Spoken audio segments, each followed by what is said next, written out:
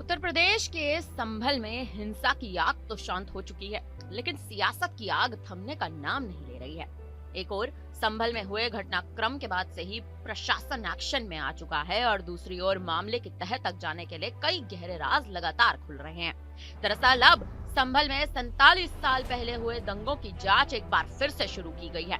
इस संबंध में एएसपी के विश्नोई ने 7 जनवरी को संभल के डीएम डॉक्टर राजेंद्र पैंसिया को पत्र लिखा और जानकारी दी कि यूपी विधान परिषद सदस्य श्री चंद्र शर्मा ने 1978 में हुए दंगों की पुनः जांच की मांग की थी। अब जिला प्रशासन और पुलिस संयुक्त रूप से इस मामले की जांच करेगी और एक हफ्ते में अपनी रिपोर्ट भी जमा करेगी। मीडिया रिपोर्ट्स के अनुसार वहीं विधान परिषद सदस्य श्री चंद्र शर्मा ने मामले में यूपी के उप सचिव गृह और पुलिस अधीक्षक को पत्र लिखा था। इसके आधार पर संभल एएसपी को इस मामले की जांच करने के कड़े आदेश दिए गए थे। अब एएसपी के विश्नोई ने डीएम से इस संयुक्त प्रशासनिक जांच के लिए एक अधिकारी का नाम नामित करने को भी कह दिया है। जानकारी के लिए बता दें कि ये दंगा 29 मार्च 1978 को हुआ था और ये कई दिनों तक जारी रहा था। इस दौरान पूरे संभल में कर्फ्यू लगा दिया गया था और इलाके में आगजनी की घटनाएं हो रही थी।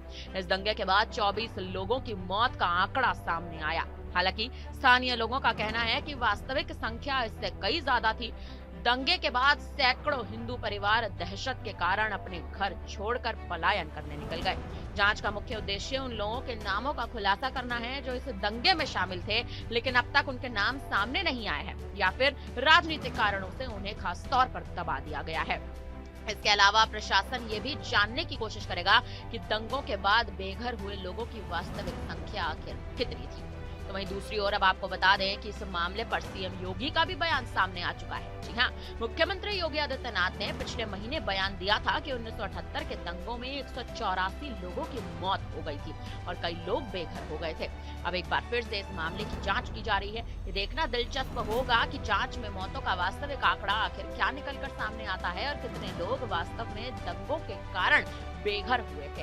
दावा किया गया है कि पिछले साल दिसंबर में पुलिस प्रशासन को 1978 से बंद पड़ा एक मंदिर मिला।